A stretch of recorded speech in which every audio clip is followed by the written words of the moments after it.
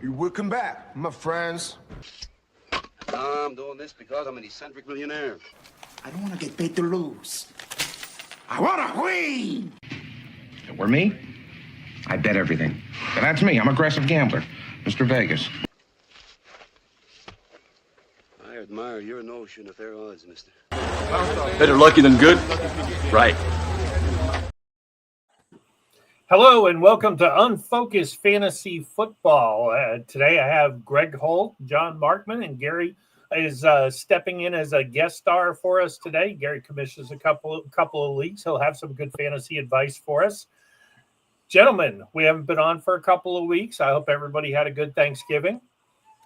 It was good. I ate a lot. Yep. Nice. A lot of good games. 3 games. Full day of football. It's kind of like a Sunday. Yeah. Oh, yeah. And if you're a follower of our rapid fire segment, then you know we've had some really good weeks. Didn't have a great week last week as a podcast, but overall for the season, we're still hitting at 580 when we get there. We'll talk about it. Greg has kind of run away and hid from everybody, but there is a close battle on for second place. So let's jump right in. Take a look at the standings. Everybody in the top 5 is clinched. John's the number 1 seed, although that's a little bit at risk this week. But there's a big glut at 9-4. Greg's right there at 8-5. He could still end up as a 2 seed maybe. And then I'm holding on for the 6 seed. Relic and Jeff are 1 game behind me, and all 3 of us play some of the top teams this week. John, how's it feel coming back from that not great start, and now you're the number 1 seed? Yeah, I'm happy to be there. I feel lucky. I went, the last few weeks I just haven't been putting up any points, and I think I've only lost 1. That was to Trent, who threw up like 190 on me, but I didn't throw up. Like last week I won with 86 points. So, I've had some injuries. I had Chase was suspended. Drake London's been hurt. Lamar's been underperforming. So it's just kind of, hopefully we can get right and get back on track here, but I'll take it. If I can somehow squeak out a bye and get into the Final 4, then anything can happen. So that's what I'm looking for this week.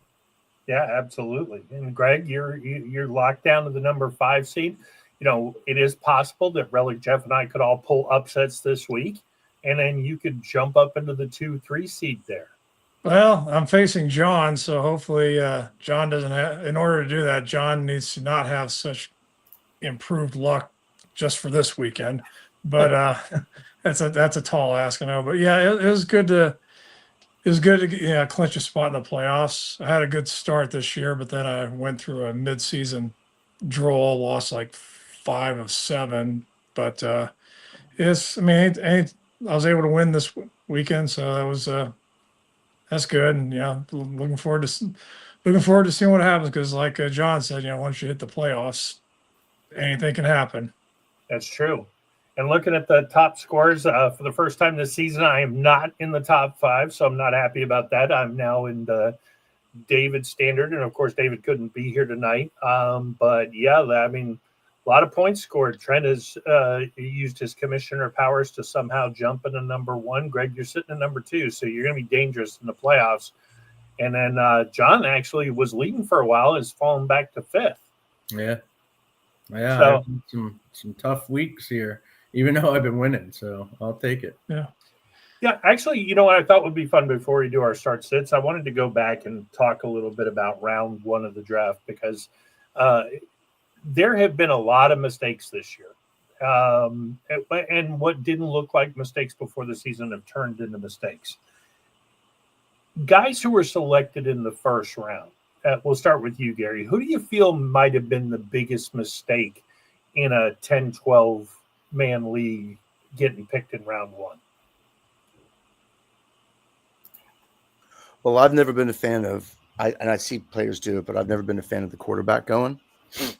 And I know this is obviously hindsight, but with competition, and especially with wide receivers as well, you see like the difference between say wide receiver 1 and wide receiver 2 or 4 and 5. There's like sometimes half of a point per game difference. Mm-hmm. And a lot of times people reach for a wide receiver in the first round. I mean, honestly, well, I mean, I guess in hindsight, it'd have to be Justin Jefferson because that's probably low hanging fruit. But when I think about almost any wide receiver taken in the first round that has a number 2 wide receiver right on their heels on the same team, AJ Brown is a good example as well. Yeah. John, what about you looking back? I'd say probably taking injuries out of the equation because I think, Malik Neighbors went a lot in the early rounds or the first round in some leagues. I had him in 2. I think I took him first. Especially in a PPR, you might see those wide receivers go a little sooner than normal. But I think what I saw going in the first round that hasn't really panned out or been what was expected, I think, is Ashton Genty. He was pretty highly touted, and I think he might have had one game, I think 3 touchdowns. But if you took that out, I think overall he's disappointing anybody that drafted him in the first round. If you were to take a poll on it, and lesson be learned. I'm not a big fan of taking somebody that's not in a hot offense. And, the Raider, Ashton Genty, to me, I never would have taken him, in the first round. I stayed clear away from him. And a lot of it has to do with just being the Raiders, knowing the game script. Yeah. Now, he may be good someday. He may be great someday. But the Raiders are going to be behind a lot. Meaning that that's less handoffs for a running back, So those are some things that people, as they move on, anyone that listens to us and is newer maybe to the fantasy world, those are things you should think about in your draft. Who's in a hot offense? Because, like, we can go through. Let's just look at our draft, right? For an example, number 1 overall pick was Barkley. Number 2 was Jamar Chase. Number 3 was Bijan. Number 4, Jahmyr Gibbs. Ashton Genty went 5, so that guy's hating life because after him, and then Justin Jefferson, who I agree, total disappointment. Then you got Christian McCaffrey, 7. Who's been really good. Yeah, Genty went before him. That guy's could have changed the season if he took McCaffrey at 5. CD Lamb at 8, Neighbors at 9, Puka at 10. So in a 10-man league, then you think about, okay, who fell to the second round? Josh Jacobs was in the second round. A-Chain, second round. Derrick Henry, second round. I know he's hurt, but Amon-Ra St. Brown. Bucky Irvin got hurt, second round. Jonathan Taylor, last pick of the second round. So you look at that, and it's like, man, what Gary was talking about is, people are jumping on those wide receivers. And if you look at all those wide receivers that went, Justin Jefferson, I mean, Chase has been decent, but Justin Jefferson, CD Lamb, and Malik Neighbors, Puka's been pretty good too. But CD Lamb missed some time though. Missed some time. And he's got the number 2 right there. It's getting every touchdown. So Puka's getting catches and yards, but he's not getting touchdowns. Right. Adams getting all those. So I think that if you look at it, if you did a redraft today based off of what A-Chain, Taylor, Jacobs, they would be first round guys, no doubt. And you could I think Chase would still be. Chase probably. Yeah. There's on what you were saying, John. I think there's a very big difference with Genty, compared to all the other players, running back specifically. You were saying that are having success minus injuries, is that they all have capable quarterbacks that could threaten the secondary, so it's got to keep defenses honest. Whereas with the Raiders, they have a quarterback who can't go through his progressions without throwing an interception, and defenses know that, and that's not making a running back's job any easier. No. Greg, what about you? Who do you look back as biggest disappointment? Well, I would have to say Saquon Barkley, based on the year that he had last year. And it seems like whenever somebody has such a like a great season, like a Saquon or even Jamar Chase last year, you always have to consider, hey, when drafting them, are they really going to have come close to having that type of season again? I mean, they may have good seasons, but are they really going to have? Are they really going to be on that? Is it really going to be that astronomical again? And to Chase has been hindered by, Burrow being hurt, so I'm sure his numbers would have been a hell of a lot better. And Barkley, I mean, it's hard to.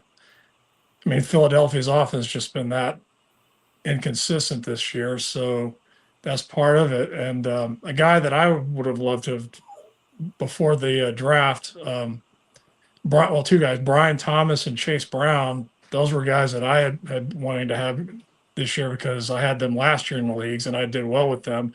But they're also two examples of guys who had slumped this year after having breakout seasons last year, whether it's injuries or other factors. Just stuff happens. You just never really know. I mean, you can do all the research and we do the research and we have good feelings about them, but stuff happens. Saquon has personally wrecked 4 of my fantasy teams. Yeah, I think anybody that's got him unhappy with the, and I think what happened with the Eagles is, didn't their offensive coordinator, he's now the Saints coach, right? So yes, that I think is playing a big role in their performance, and you can take that a step further too, even really to the Lions. Even though Jahmyr Gibbs has been pretty decent, but they lost their offensive coordinator, and look at Campbell was about ready to fire the guy mid-game, took over play calling because he was so unhappy with what was happening. So it's supposed to show a good offensive coordinator can help move the needle. That's for sure. Look what he's doing in Chicago. Is Gibbs the automatic number 1 pick next year? I would say probably. He's young. I think Bijan's still going to be up there again. People are going to be high. I like Bijan. He catches a lot of balls. He's fast.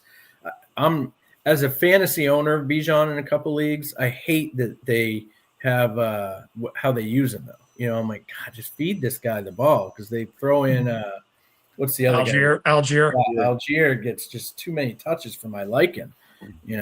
Hawks some touches. Goal line hawks, especially toward the goal line.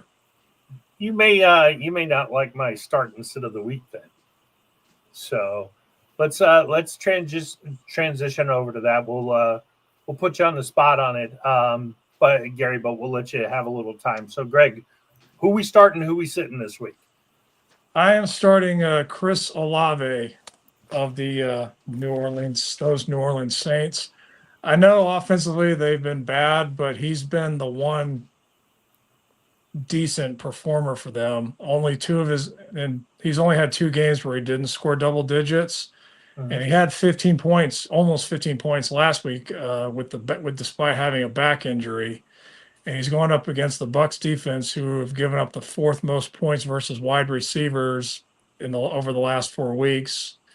And Tampa Bay also has the 4th worst pass defense in the league altogether. So, and I think with what's his name, Vele, the guy who's had a good week last week for them, having him around is going to loosen up. It's going to loosen up with defensive coverages on Olave, so he doesn't get double teamed so much.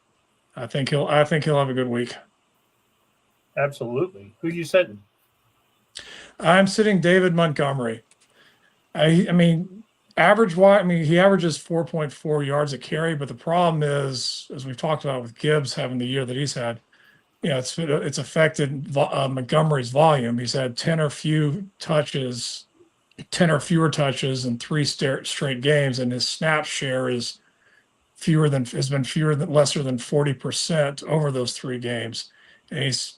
And who would ever thought we'd say this about Dallas, but their defense is, at least against the run, has been pretty well. They've allowed the 2nd fewest rushing yards over the last 3 games. And if you, those of you if you've been watching this podcast for a while, we love to pick players to start against the Dallas defense. Yeah, ever So I think since they this is- got that guy from the Jets, they've been much better for sure. Yeah, Crazy so what one guy can do. I may be the first person to pick someone to sit against the Dallas Yeah. defense. So Nice. All right. Well, I'll go second this week. So my start of the week is Joe Burrow. And I think that Cincinnati is going to put up a lot of points in Buffalo.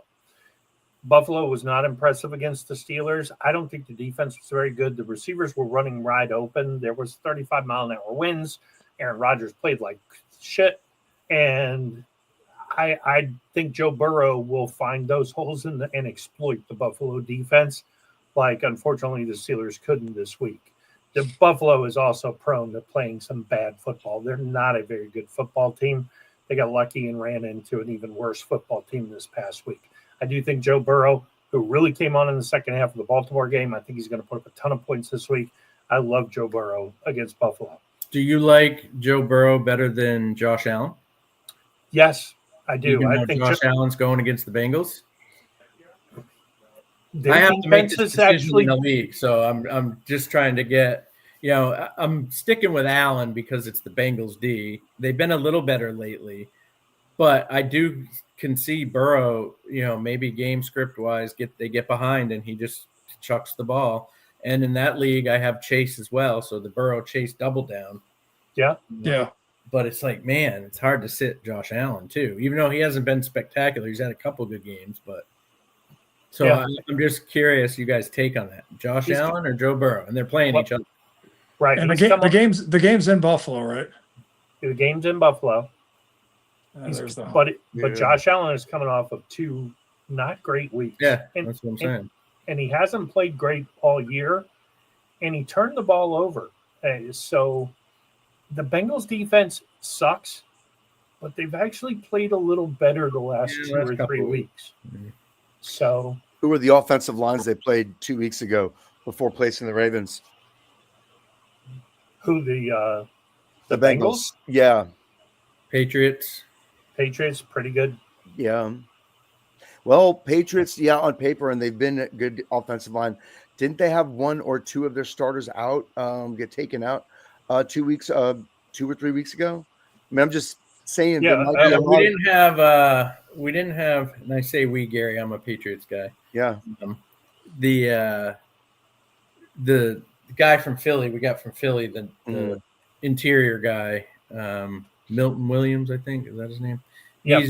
He was out. We lost Campbell, I think, in that game. Did we lose him in that game? Yeah. So, yeah, they gave us a good game, actually. Yeah, they were. I read where isn't Buffalo they're one of the best pass defenses in the league, because that's what we're talking about before the Steeler game, was how they were Buffalo's number 1 against the pass, but like 30th against the run, which is why as a Steeler fan, we were expecting big things out of the running backs, which we should have known better by now. But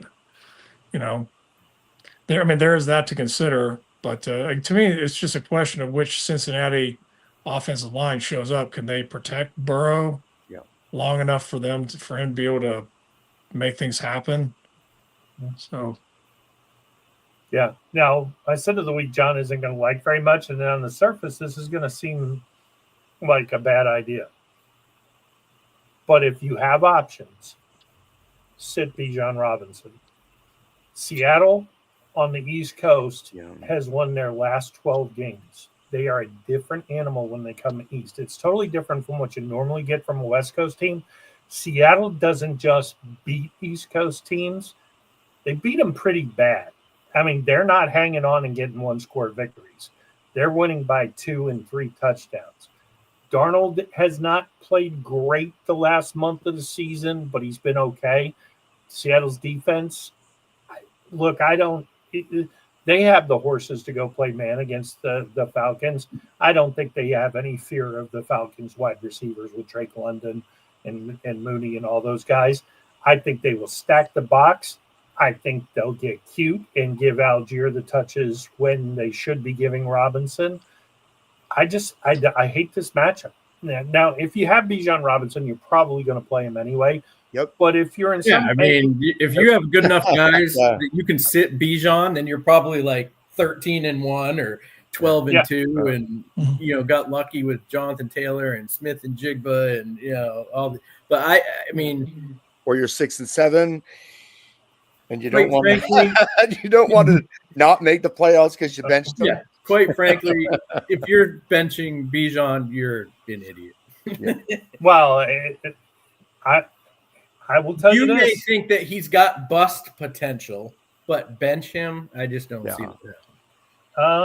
I think it matters who else you got, who else you're starting, because you still probably got at least a minimum a safe floor.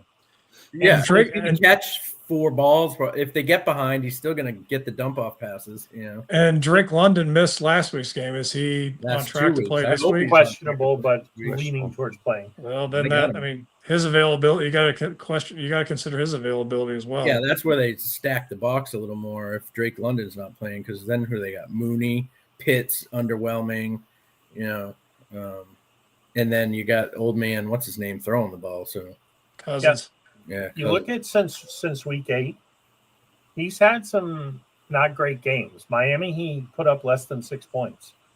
Even New England, he ended up with 17.6, which is okay. But like I said, if you got options, Indy, he only scored 10. Had a big game against Carolina, got 30, but came right back the next week and only scored 14. He's coming off a huge game against the Jets, and now he's playing a good defense again. I don't love him. Like I said, you have to have options. Either that or around 6'7". 6'7".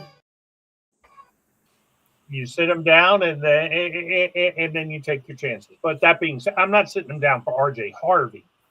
But we've seen in the comments sometimes where people have these ridiculous. Well, RJ Harvey's not bad. Who the heck would you sit him for? Who would I sit him for? Yeah. If I've got Breece Hall as an option, God, you're crazy. Breece Hall's coming off a couple of very nice games. So this is why Bob's is a donation to your league. I'm just telling you, if you have the options, if you have 2 good running backs and a wide receiver who can play flex, and if you're counting on 20, 30 points from Bijan this week, I don't think you're going to get it. I think you're going to get the 8 to 15 point version of Bijan. Let's hope not. Which you're going to do good this week. Which, if you're counting on him, if your playoffs have started, or you need this game, and Bijan's your horse, and you're in that 6-7 range, you're not benching him. But if you're 9-4, 10-3, and you got somebody you can go to on the bench, you might want to think about it. I tell you though, and I understand your point about the East Coast. Fair enough. But if you look again, I'm looking at Seattle's defense right now against running backs. Minnesota got 4 yards per carry on them, and their offensive line is a wreck right now. The Rams got 5 yards a carry on them. Washington, 4 yards a carry on them, and I don't even need to talk about their situation of their offense right now. The first, all the way up until their week 8 bye, they were shut down. 2 touchdowns, nothing more than 69 yards given up to a running back up to their week 8 bye. But since the bye, they gave up 103 yards and a touchdown, 5 yards a carry to Washington at Washington. Arizona, 96 yards. Rams got 101 yards and a touchdown. That's 5 yards a carry there. And obviously Tennessee and Minnesota didn't do so hot. But I think if a capable team with this solid offensive line, it's still doable, especially since the bye. Maybe they're getting tired. Yeah. And I will say this. What the hell's Atlanta got to play for at this point? Wow. They're 3-9. They're done. They're cooked. Jobs? Yeah. Yeah. I don't think Bijan's worried about a job. I was thinking more about the coach and offensive coordinator. Well, they do play in the NFC South, so if they run the table, it's possible and depending on what the other teams do, they could challenge for that division. Are they All right. 3-9? Huh? Are they 3-9? Yeah. Yeah. Which, if you caught the fantasy draft, the fantasy professor podcast I was on, I told an Atlanta Falcons Stan, we'll just call him, that they would be lucky to win 5 games, and they're making the playoffs. They'll be lucky to win 5 games. So, Well, the one thing about the NFC South that we know is you don't know about the NFC South. Yep, absolutely. All right, John, who we starting? Who we sitting? I'm going to start. I know it's a little weird to start a Jet, but Adonai Mitchell, he's been coming on the last few weeks since Fields kind of stepped away, since he was traded in the Sauce Gardner trade. I think you're starting to see some of the capabilities that he's had. He's just Garrett Wilson out. He's really been the volume is there. Last week, 12 targets. He had 102 yards, a touchdown. I think the week before that he was coming on, so he took a step forward last week. So I'm looking, Jets are going to probably be behind to passing the ball, and who are they going to throw it to? Him and Mechie. So I look for him to stay hot. My sit is Woody Marks. He was a hot name there for a while. He's kind of been up and down. He has a great game. Everybody's on the Woody Marks bandwagon. Kind of got a little nicked up, but 3 straight games under 8 points. Gives you nothing in the passing game. Has a tough matchup against the Chiefs this week. I'm staying away from him if I don't have to play him. And there's always the Nick Chubb factor with Houston too. Well, you would have thought Marks is kind of taken over as the leader, and then I don't know. I would stay away from either. I actually had Chubb in a couple leagues. I think I've dropped him by now in both of them. He's a name at this point, name recognition, and more than actual production.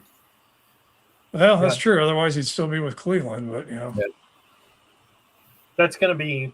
I'm kind of surprised that one didn't make your over under the weekly 39.5 or 38.5 question. Which one? Kansas City, Houston.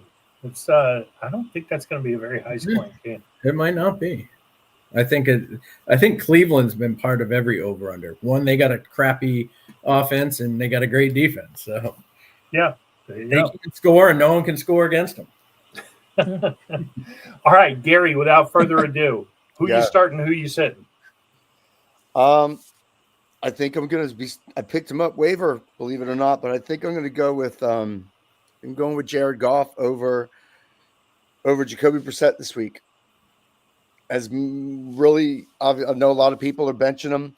I think somebody even dropped him with the issue with Amon-Ra St. Brown. Mm-hmm. But I'm not sweating it that much. The gambler in me – or I'm not much of a gambler, but the fantasy football gambler, I kind of like it still, because even though we lost him, I think by the end of the first quarter, Amon-Ra went down last week. Yeah.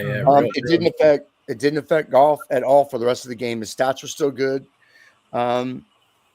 He still has good pass catchers on that team.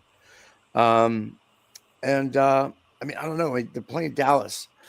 Dallas, whose secondary is what? Dead last, almost dead last to the pass. I mean, teams that are like significantly less effective than the Lions are still torching them in the air. Yeah, that can be a shootout, that game. And that game I'm sure that's going to be one of the highest over-unders. So even if they're losing, at least bare minimum junk time points. He might get over 20 points in the fourth quarter. Mm-hmm. Well, he might get over 10 points in the fourth quarter. But I don't know. I like that game.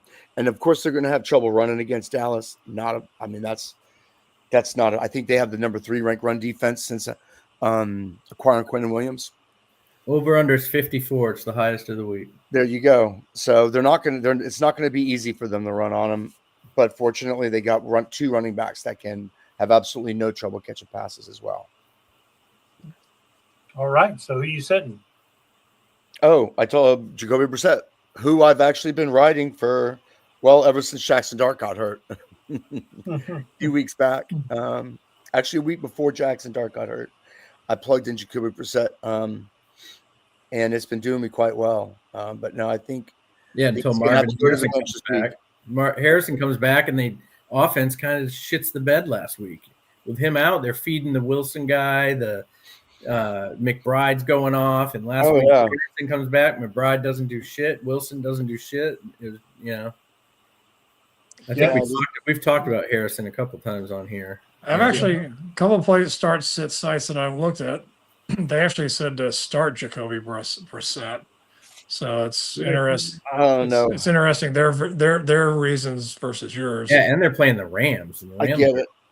Rams are against quarterbacks. They got a very young, and I mean they've got a sneaky good defense. Oh yeah, totally. It's hard. They've got the number 2, number 3 ranked run defense. They still have a top 10 pass defense.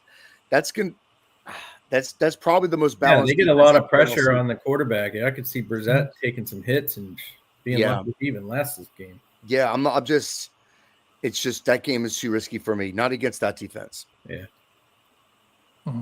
Absolutely. All right. So that's our start sits. We will throw David's out there since he was kind enough to share it. He wants to start Jordan Mason. Aaron Brooks is questionable. And then he's actually sitting Michael Wilson, being that we're talking about him. So interesting. He was on the Michael Wilson bandwagon for starts a couple of weeks ago, and now he's ready to cut bait. What's interesting about fantasy football is if you look at the teams, typically either you get really lucky and you don't get any injuries to your team and you can get through and win it all, or you're finding a guy like a Michael Wilson that's going to have the couple games that he had, he's going to have him in the playoffs for you, where you're picking him up off the waivers because you had Marvin Harrison and he got hurt. If you look at the winning teams, like historically, if you go back, like sometimes I'll go back and look at, the beginning of every season, I'm like, what did my team look like that I ended with last year in this league? And it's like, man, half of these guys weren't even drafted. I got 3 defenses on here trying to do the matchups, and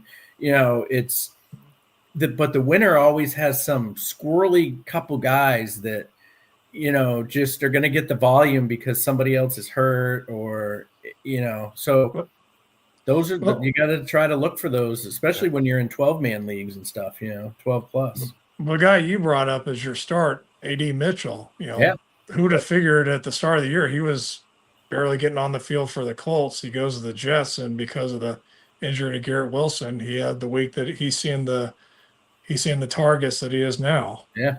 So I think with those guys, what it is every year, fantasy football, real life, they exist. They get their opportunities late in the season. Especially for the teams that are out of it, Yeah. If you look at those guys, just a guy like, say, Adam Thielen going to Pittsburgh, maybe not. But like an Adonai Mitchell for the Jets or a Vele, you're talking about those are guys that are the sneaky guys. But there is logic behind them. If you do a little research, both of those guys were drafted and highly touted by the coach who drafted them. Let them go because their quarterbacks or their wide receivers are too. How many wide receivers do the Broncos have?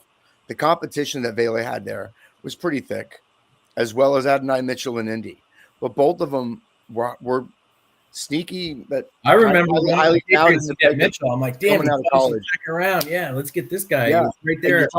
You're talking about guys that are versatile too. That do exceptionally well in the slot, average to slightly above average wide, but they've had a problem getting touches because of the teams that they were on. Then they go to a Jets. Yeah, that's totally a sleeper pick, especially if you need to save your butt and you got a guy hurt and a guy on a bye. Yeah, those are the guys you want to go grab. Mm-hmm. These buys, week 14, last week of the fantasy season. Yeah, it's killing me. McCaffrey's on a bye. He's I'd have a real chance this week if I had McCaffrey going, but Ricky Pearsall's out. It really hurt my team. It was 49er centric, but I wasn't expecting to be fighting for the playoffs. All right, are you guys ready to do some rapid fire? Let's do it. Sure. All right. Where's our Destruction the second to none. All right, John, take it away. Well, do we have some stats? Do we have Oh, standings? yeah, let's throw up some stats here. Slide 3. All right, so Greg, 72, 37, and 1, absolutely crushing it, although he did have his first losing week last week. Oh, did he? I Yeah. gambled out on him last week. I didn't see what anybody did last week because we didn't have it, and I don't have access to the sheet. So I know I was 5-5, but I don't know what everybody else. Well, I think Bob Bob was nice enough to compliment me on how I've been doing on the Monday Steelers Sanctuary podcast, which I Yep. think ended up being a kiss of death, which is why I What'd you do? What was your record? What were the records this week? apparently I was 4-6. Yep. I was 4-6. Jeff was 4-6. David and John were 5-5, Wow. All which right. is quite 5 and unusual 5 because leads the way. we've been killing it up until now. Well, I guess we were anticipating how much turkey we're going to be eating. So I made tougher questions last week. So Yes, you did. and you introduced us to Shamir DK, or the guy from the Shamir DK. Titans. Yeah. yeah, First and I last think time we he'll did be on pretty this list. shit, yeah. Over under 1 catch. I saw that like, And I picked him. who is I this picked him. guy? I picked him, and Myers killed him. All right, so let's start with our Thursday night game. We're going to go passing yards. More passing yards. This goes into Gary's start of the week. Dak or Goff? Who has more passing yards tomorrow night? Dak or Goff? Let's start with you, Quinn. You know, this is a must-win for both teams. Yeah. There's a chance Brown plays, but even if he doesn't, I love the idea of Jamison Williams versus that secondary, but no Laporta. I think this is a big Jahmyr Gibbs game, and he'll catch a bunch of passes. I'm going to go Goff in the upset here. All right, Greg? I'm gonna say Dak. Gary, what do you think? Gary? This is a tough one. Touchdown passes. No, passing yards. Oh, Passing passing yards. yards. I'm gonna go Dak. I, too, will go Dak. All right, and David also went Dak. Okay. Jeff hasn't made his pick yet, but right now I'm on the island. Okay. All right, moving on. You're the lone wolf. Some of Yes. we talked about some of these. Bengals at Bills. More receiving yards. Going running back receiving yards. More receiving yards. Chase Brown or James Cook? Let's start with Greg. I'll say Brown, just because I think the other running backs that are on Buffalo's team, is it Davis and Johnson? I think they're gonna get more be more involved in the pass game than Cook. Gary? Gonna go Cook. Passing, you said passing or Pass. receiving yards? Yes. Receiving. Yeah, receiving yards for running back. I'm gonna go Cook. I will go Brown as well. He's been picking it up a lot, and now with Burrow back, hopefully he relives some of his glory days of last year. Well, Friend? David went Cook, but I'm going Chase Brown. I'm with Greg here. Ty Johnson is their best receiving running back. I think Brown will be a weapon in this game. So yeah, give me Chase Brown, mostly because Greg says so. Hey, no more kisses of death. I think he's going to be a big weapon in this game, but I think most of his yards are going to come on the ground. Brown. Yeah. Nope. All right, our obligatory over-under with the Browns again this week. Tennessee at Cleveland. Battle of the Titans, no pun intended. Over-under 34.5 points. Quinn, we'll start with you. Shador Sanders lights it up, and the Browns win 9-2. And yeah, it's definitely an under here. I can't think of two worse offenses. I'm going under as well. Gary? Going to go under. I think Cleveland keeps up. Actually, I think Cleveland holds their end of the bargain up. I don't think Tennessee will, though. Yeah, it's hard to see Tennessee getting. No. The only thing that worries me sometimes Cleveland is getting they could throw a wrench in getting a couple defensive touchdowns, Mm-hmm. then a couple offensive, and all of a sudden they got 28 and 28-7, and we all lose. But Yeah. I mean, if the quarterback takes a next game step, he's got good tight ends, decent wide receivers, good running back. And you can't say that it's that complete with Tennessee. But I mean, and obviously the defense to back it up. I see a scenario where Cleveland can get more than 15 points, between 15 and 21 points. I just don't see Tennessee. Like I said, I don't see Tennessee keeping up their end of the bargain. One thing to remember is the Myles Garrett killer will be in this game. what? Someone that blocks him? Dan Moore Jr. will be blocking Myles Garrett one-on-one. That must be a old Steeler or something. And weirdly, he sucks, but Yeah. weirdly, he owned Myles Garrett. Myles Garrett What's very Miles rarely Garrett got pressure. next tomorrow Yeah. or Sunday? Greg, The one guy he can block. Yes. I'll say under. okay. And what did David say? David said under as well. Yeah, if you're I'm riding going to that, go out on a limb and say Jeff Been- picks I it. remember we've gone down from 39.5 to 34.5. I'm trying to make it like I got you. I it's got you. hard to do. 40, given the 40, it's like that's an easy under. Yeah, good. Valid point. Valid point. All right, Redskins at Vikings. Did the Vikings throw for over 199.5 yards? So, who knows who the quarterback's going to be? Could be 1, 2 playing.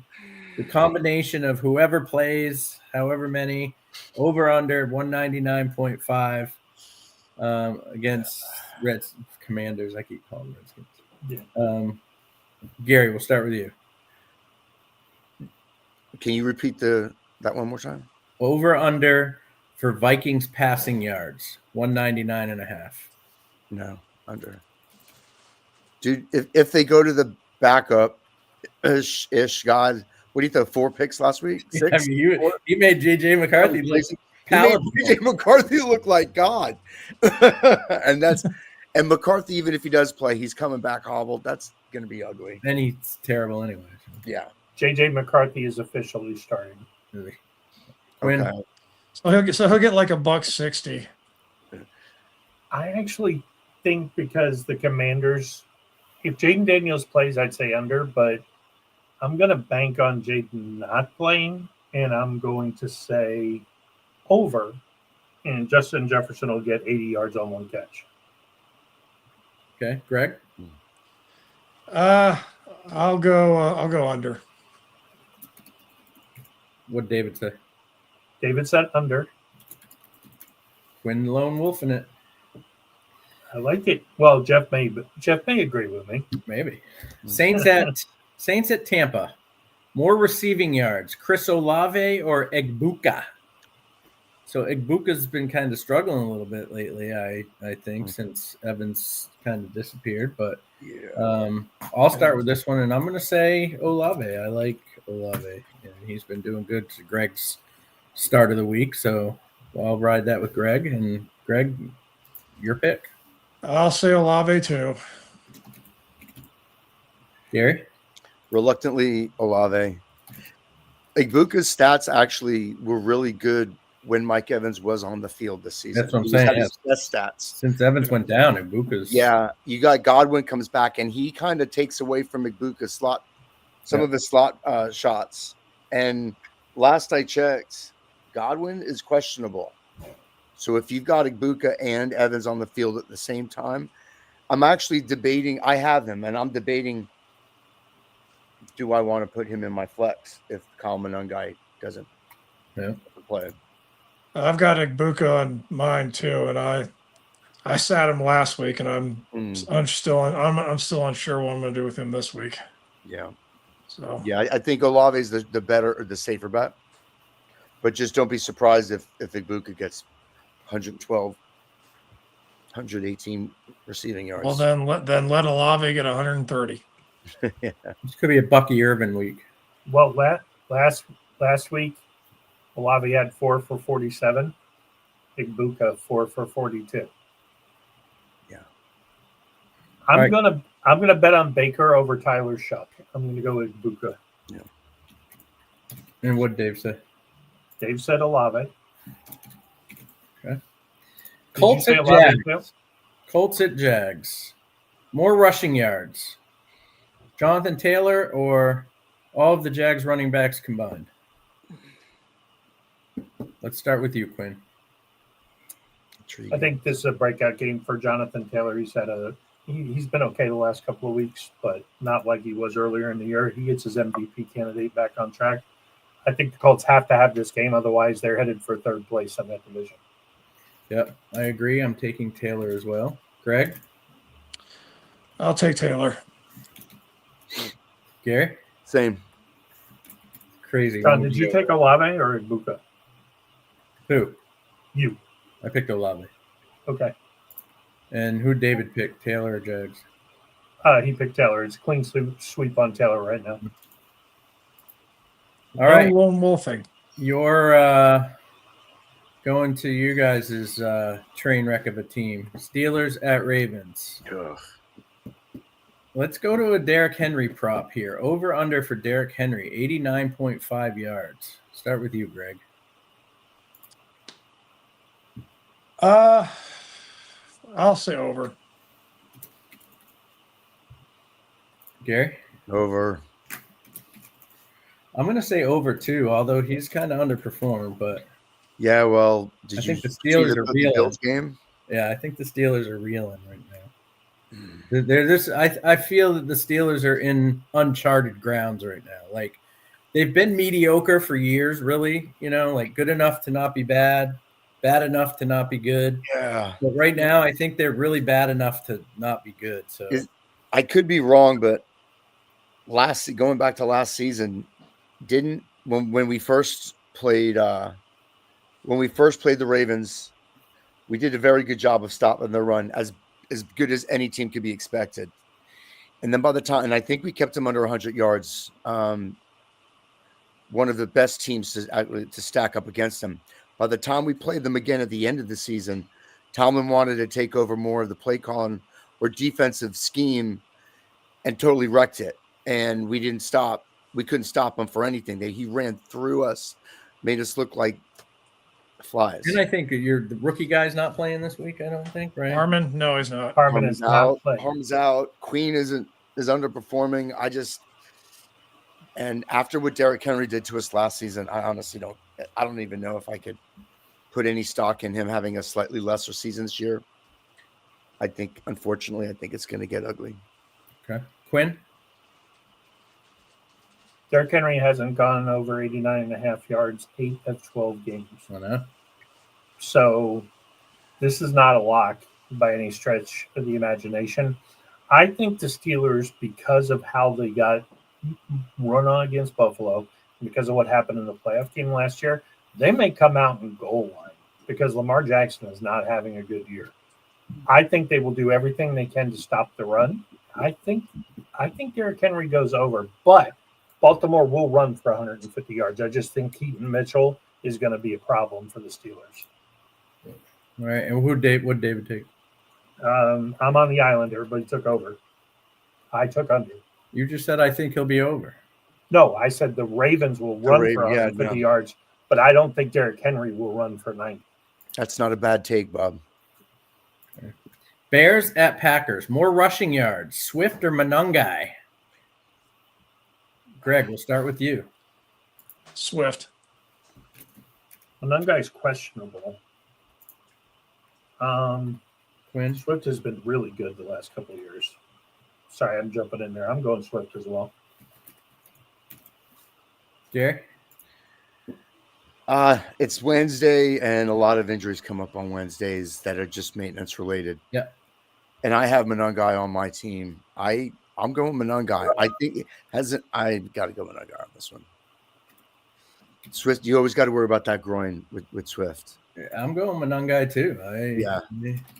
I saw his college tape, and I went in and picked him up the minute I got done watching that tape. I was astounded. Oh, yeah, that's another one of those guys we talk about for the playoff runs, and with Swift's little bend, he tends to get banged up. So The he could guy be a that got that wins your fantasy leagues. maybe the guy that got beat up in what's his name from the Giants, rookie running back. Yeah, Scatterbo. Scotty. I watched a lot of Monungai's tape, and he ran not quite as much, but similar to Scatterbo as far as running through people. But he had moves though too. Yeah, He had a lot of missed tackles, a lot of forced missed tackles, and I saw the ability to be both kinds of running back in the same guy. And I don't know. I think he has the potential to be something really special. Who are you guys talking about here? Monungai. The Giants guy. What's his Scatterbo. name? Scatterbo. Oh, Chunk from the Goonies. That's who you mean. Whatever. Call him what you want. Call him what you want, man. He's going to have the greatest 3-year. Between him and the end zone. He's going to have the greatest 3-year career in the history of the NFL. Who'd David take? David took Swift as well. So we're mixed on this one. Yep. All right, Sunday night game. Houston at the Chiefs. More receiving yards, Rashee Rice or Collins? Collins or Rice? More receiving yards. Quinn, let's start with you. This is an interesting one. If you would have said receptions, I would go Rice. Yeah, he gets. They throw it little out screens to him all day. It's like they don't go downfield. He doesn't have a lot of time. Nico has not been as good as he usually is. He's been coming on though. Yeah, I do have him in a few leagues. He's been doing pretty good actually. Stroud's back. Boy, if the Chiefs lose, they're not making the playoffs. So Chiefs lose, America wins. Yeah. Now I know what you guys thought about the Patriots all those years. I'm going to say Rice, but I am heavily leaning towards picking the Texans in this game. Yeah, their defense is real deal. Mm-hmm. I'm going to go Collins. Gary? I agree, Collins. Yeah. I'll go Collins as well. I think Texans defense might have their way with this is going to be the Chiefs in that offensive line or lack thereof. And I'm sure you're going to see Derek Stingley all. We're matching up with Rashee Rice a lot. Who'd David take? Quinn? David took Nico as well. How many islands am I on here? I don't know, but you could really make a dent. Just call you Hawaii. I know. I'm on 4 islands so far this week, but I like it. Usually when I'm on the island, I do okay. All right. There's about 3 outliers will be coming in Australia. Yes. The last one, Monday night game, Eagles at Chargers. Over under for A.J. Brown coming off a good game, 5.5 catches. So does A.J. Brown get 6 catches or does he get less? So over under 5.5. Let's start with you, Gary. I don't know. Chargers got a pretty good pass defense, don't they? I'm going to go under. I think he gets 5. I'm going to go under 2. I could see him getting like in that 4 range. 4 to 5 range. He might get a couple. If he cries, they tend ones, to but yeah. the ball, but he was happy last week, so that means they can go keep the other guy happy this week, which will piss A.J. Brown off, and he'll get good. Next week will be good for him. It's only top 5.5 catches in 5 games, but 3 games in a row. Give me the over here. Greg? Yeah, I was looking at the same thing. Give me over. What did David take? David took the under. Okay. So all right, that wraps up rapid fire. Sweet. All right, guys. If we don't have any questions from the audience, Sanctuary is going to be. We're going on Thursday this week. We have some things on Friday that we couldn't do it, so we're going to go tomorrow night at 7. Trent and I will be on the War Room at 11 o'clock on Sunday with some film and a breakdown of how we're going to beat the Ravens. I'm saying it that way on purpose. We'll have legendary picks tomorrow night. We'll be back Monday to break the game down, and we'll be back next Wednesday with some more Unfocused fantasy football. Guys, you got anything before you get out of here? Anything you're looking at where you were just leaning toward, you wanted to say it at start sit, but you couldn't? Good. Drake May's the real deal, Quinn. Yeah. Thanks for having I me. don't on, like guys. his chances this week, though. Drake May. We are not going to win this week. I guarantee it. I don't know. I think he is the real deal. However, I don't think he plays a top 13 defense all season. Oh, the Browns aren't top 13? So maybe it's secondaries. I just watched the stat on it just earlier today. A lot of good players come out of confidence building. So I like to think that this built confidence in him, and it's going to carry him. But he's got that actually. If you listen to the Aikman the other night, Aikman's like, look, some guys got great arms, some guys are great leaders, some guys are they have all that, but they're not accurate. They can't get the ball to the open guy. He's like, Drake May can get the ball to the open guy. He's athletic, he's strong, he's intelligent. He's an intelligent quarterback. I actually been following him since I'm a Tar Heel fan too. Oh yeah, I am. So I've been following him for a little while, and not because I'm a homer, but honestly, like he is. I honestly think he is the real deal. So yeah, I'm happy. Did the Bears fall in Green Bay? Yes. I would have bet a lot that I did bet a lot that they would not beat the Eagles. So, I don't know what to make of the Bears. Is Ben Johnson a fucking genius? Is that what it is? He's already been he's already started to build it in the image of the team that he had before. He's got his pass catching back. He's got his court and his running back of the future who could hit the lines and hit the seams, break people's ankles. He's already had good receivers there waiting. He drafted another one, and the first thing he did in free agency is fortify the interior of that O-line. They had two good tight ends. Yeah, he came into a good situation. I think he chose wisely. He had his pick of the litter, and why go pick one of these crap? They had some talent there already. He inherited some talent, and then you put some good coaching with some good talent, and you're going to get what you got. So there's a chance Caleb Williams will not finish in the top 20 quarterbacks. He'll in fantasy, because top what? There's a chance he will not finish as far as passer rating in the top 20. He's like 18th right now.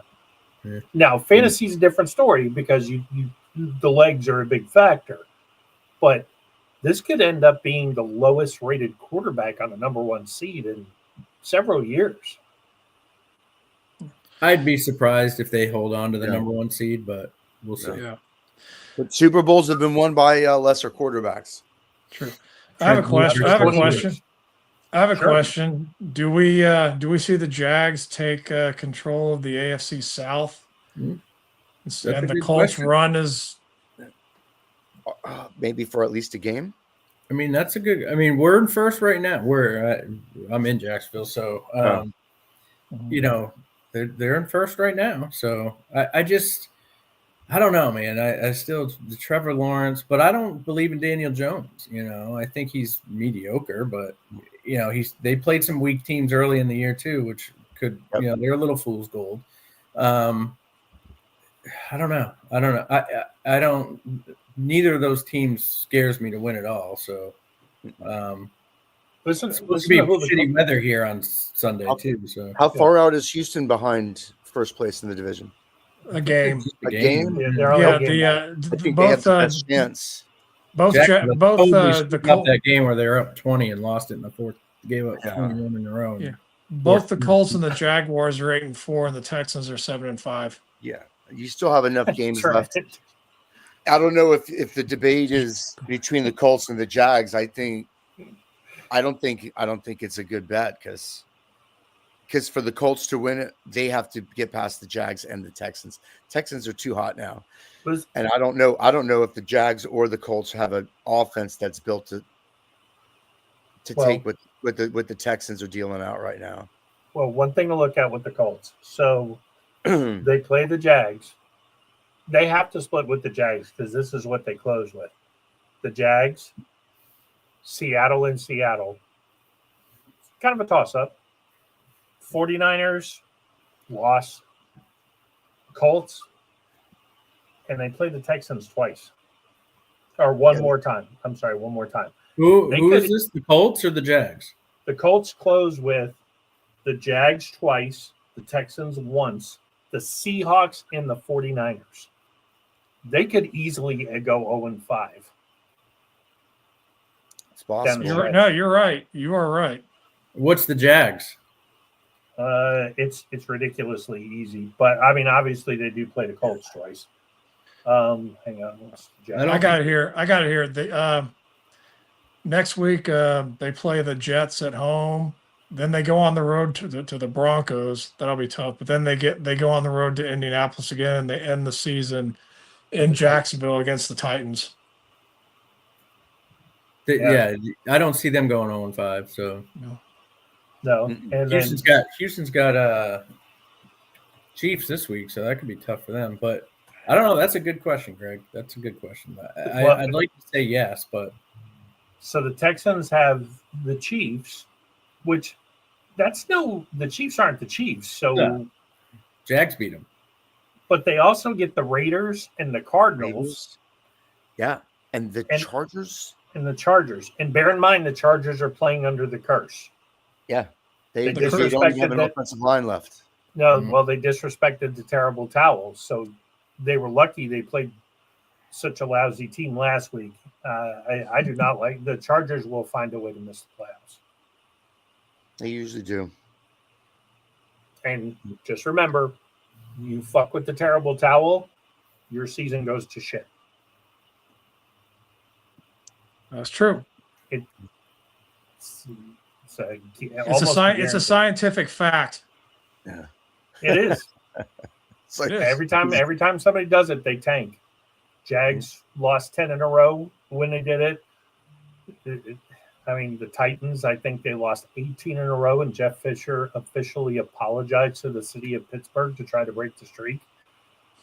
Bengals back in the day went from playoff contenders to losers for a couple of seasons when they did it. So, Chargers, it's going to happen. Justin Herbert broke a bone in his hand last week. It's going to happen. Yeah.